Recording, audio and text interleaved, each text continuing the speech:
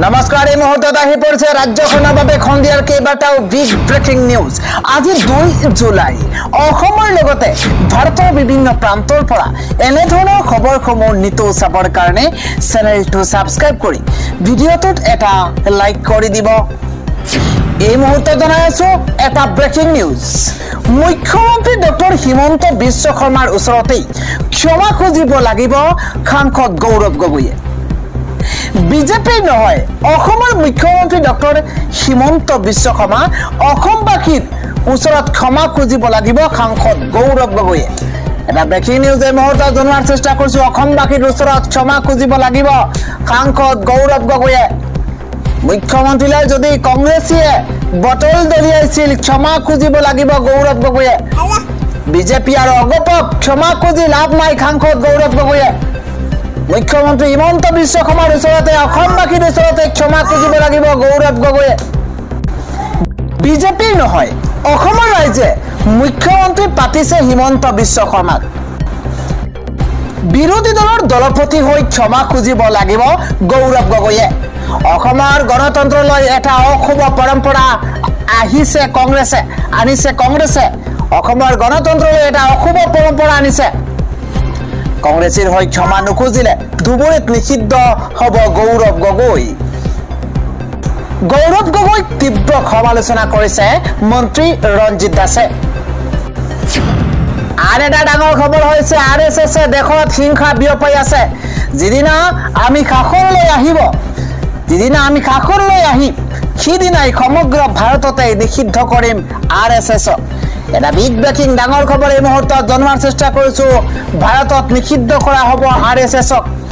কেন্দ্ৰত কংগ্ৰেছ শাসনলৈ আহিলেই নিষিদ্ধ কৰা হ'ব RSS-ক। বিস্ফোৰক মন্তব্য কৰিছে কংগ্ৰেছৰ অধ্যক্ষ মল্লিকাৰ্জুন খৰ্গেৰ পুত্ৰ প্ৰিয়ংকা খাৰ্গে। বিস্ফোৰক মন্তব্য কৰিছে কংগ্ৰেছৰ অধ্যক্ষ মল্লিকাৰ্জুন খৰ্গেৰ পুত্ৰ প্ৰিয়ংকা খাৰ্গে। তেওঁ কৈছে যে যিদিনাই আমি শাসনলৈ আহিম সিদিনাই নিষিদ্ধ কৰিম RSS-ক। RSS দেশত হিংসা বিয়পাই আছে। দেশত ভাগ কৰি আছে RSS। সমগ্ৰ ভাৰততে নিষিদ্ধ কৰি দিয়া হ'ব RSS-ক। দেশত সাম্প্ৰদায়িক সংঘৰ্ষৰ সৃষ্টি কৰাত আঁৰত আছে একমাত্ৰ RSS। দেশত সংবিধান পৰ্যন্ত সলনি কৰিবলৈ বিচৰা RSS বিৰোধী। RSS দেশৰ নিবনুৱা সমস্যাক লৈ মোদী চৰকাৰক প্ৰশ্ন কৰিব নোৱাৰে। RSSৰ মানুহে কেৱল কাজিয়া হিংসা বিচাৰি ফুৰে। অৰ্থনৈতিক অপৰাধ কৰি কেনেকৈ পলায়ন কৰে RSSৰ নেতাই। দেশৰ শান্তি শৃংখলা সাম্প্ৰদায়িক পৰিৱেশ বিনষ্ট কৰাৰ আঁৰত আছে একমাত্ৰ RSS বুলি মন্তব্য কৰিছে কৰ্ণাটকৰ মন্ত্ৰী প্ৰিয়ংকা খাৰ্গে। আমি জনাই আছো আন এটা ডাঙৰ খবৰ। সাৱধান হওক, সতৰ্ক হওক, প্ৰয়োজনত ঘৰৰ পৰা আপুনি নোলাব।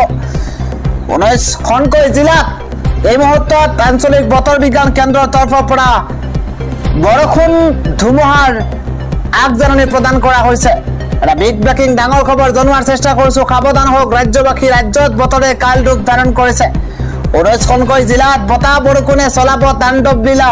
এই মুহূৰ্তত হাই এলাৰ্ট জাৰি কৰা হৈছে বৰঝাৰস্থিত বতৰ বিজ্ঞান কেন্দ্ৰৰ তৰফৰ পৰা। 19খনকৈ জিলাত ধাৰাসাৰ বৰষুণৰ আগজাননী প্ৰদান কৰা হৈছে। ইতিমধ্যে ৰাজ্যৰ প্ৰান্তে প্ৰান্তে আৰম্ভ হৈছে প্ৰচণ্ড বৰষুণ। আন এটা বিগ ব্ৰেকিং ডাঙৰ খবৰ এই মুহূৰ্তত জনোৱাৰ চেষ্টা কৰিছে। গাৰ নোম শিয়ৰি উঠা এক বিমান দুৰ্ঘটনাৰ খবৰ আপুনি শুনিলেও আপোনাৰ গাৰ নোম শিয়ৰি উঠিব।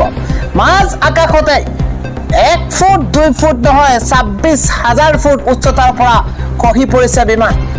191 গৰাকী যাত্ৰীৰ সৈতে ভয়ংকৰ ঘটনা সংঘটিত হৈছে। এটা বিগ ব্ৰেকিং ডাঙৰ খবৰ এই মুহূৰ্তত জনোৱাৰ চেষ্টা কৰিছো। পুনৰ বিশ্ব কঁপাই যোৱা ভয়ংকৰ বিমান দুৰ্ঘটনা সংঘটিত হৈছে। 26,000 ফুট উচ্চতাৰ পৰা খহিছে বিমান। 191 গৰাকী যাত্ৰীৰ সৈতে ভয়ংকৰ ঘটনা সংঘটিত হৈছে। এটা ডাঙৰ খবৰ ব্ৰেকিং নিউজ জনোৱাৰ চেষ্টা কৰিছো। 191 গৰাকী যাত্ৰীৰ সৈতে ঘটনা। টকিঅ অভিমুখী স্প্ৰিং এয়াৰলাইন্সত 737 নম্বৰ বিমানত সংঘটিত হৈছে এই ঘটনা। বিমানখনৰ কেবিনত হোৱা বিজুতিৰ বাবে দ্ৰুতগতিত জৰুৰী অৱতৰণ কৰিছে বিমানখনে।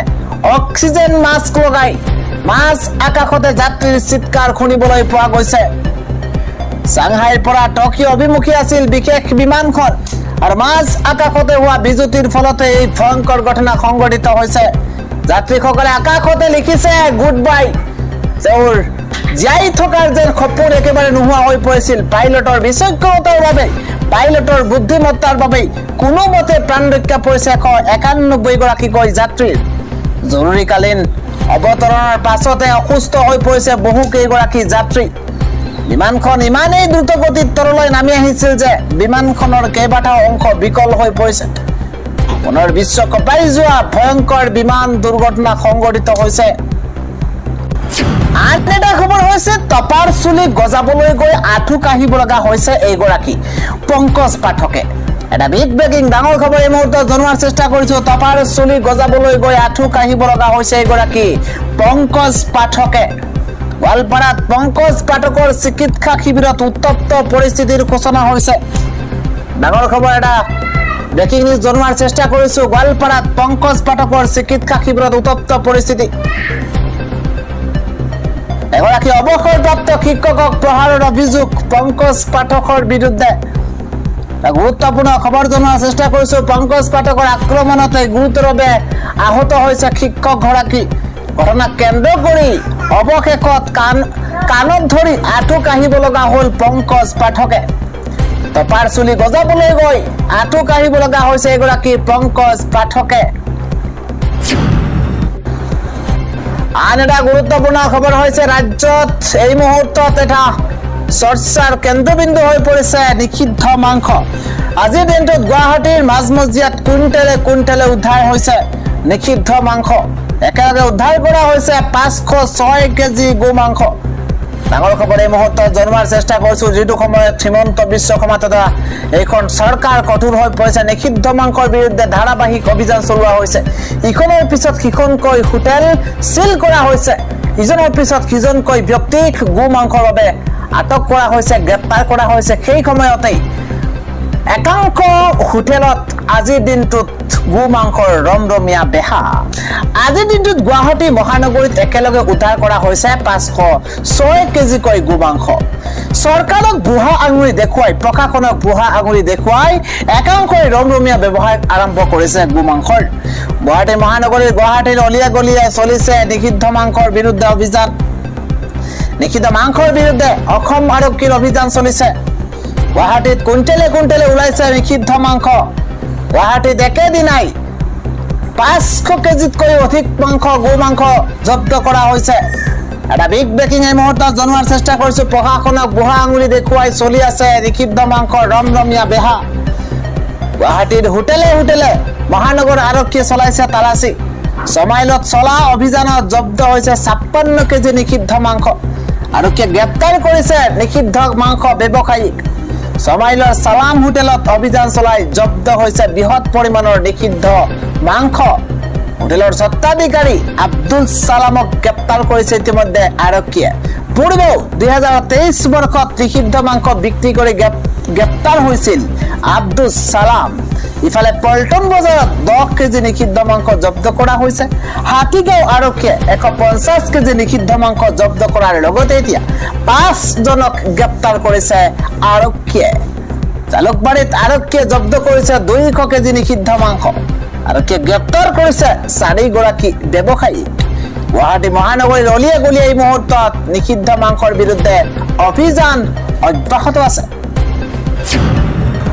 পৰৱৰ্তী খবৰটো হৈছে অসমৰ বাবে দিনে ৰাতিয়ে হাহাকাৰ কৰি ক্ষমা কৰিব অসমৰ বাবে দিনে ৰাতি একাকাৰ কৰি কাম কৰিছে মুখ্যমন্ত্ৰী হিমন্ত বিশ্ব শৰ্মাই মুখ্যমন্ত্ৰীৰ জনপ্ৰিয়তাক লৈ আতংকিত হৈ পৰিছে কংগ্ৰেছ এটা বিগ ব্ৰেকিং পলিটিক্যাল ডাঙৰ খবৰ জনোৱাৰ চেষ্টা কৰিছো অসমৰ মানুহ চিন্তিত হৈ পৰিছে অসমৰ মানুহ হিমন্ত বিশ্ব শৰ্মাৰ লগত আছে আৰু সদায় থাকিব মন্তব্য কৰিছে মন্ত্ৰী জয়ন্ত মল্ল বৰুৱাই অসমৰ ৰাজনীতিৰ ইতিহাসত বটল দলিওৱা ঘটনা কেতিয়াও হোৱা নাছিল মন্তব্য মন্ত্ৰী জয়ন্ত মল্ল বৰুৱাৰ কংগ্ৰেছে বটল নিক্ষেপ কৰি যি কাণ্ড কৰিছে সেয়া নিকৃষ্ট বুলি মন্তব্য কৰিছে জয়ন্ত মল্ল বৰুৱাই মুখ্যমন্ত্ৰী হিমন্ত বিশ্ব শৰ্মাৰ জনপ্ৰিয়তাক লৈ শংকিত হৈ পৰিছে কংগ্ৰেছ দলীয় ঘটনায় স্পষ্ট কৰে দিছে কংগ্ৰেছে কিমান হতাশগ্ৰস্ত হৈ পৰিছে।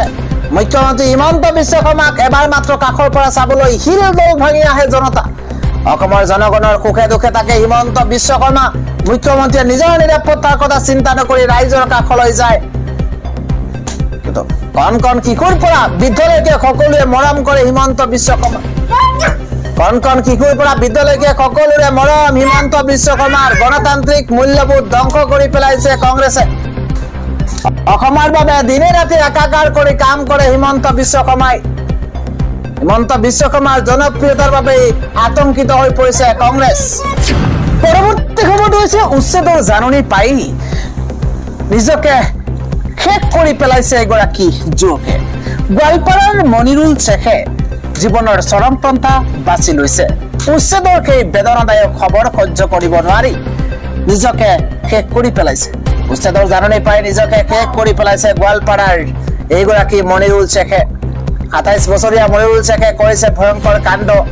বেতবাৰী বিদ্যাপাৰাৰ মনিৰুল শ্বেখ নামৰ যুৱকজনে নিজ ঘৰতেই জীৱনৰ চৰম সিদ্ধান্ত বাছি লৈছে।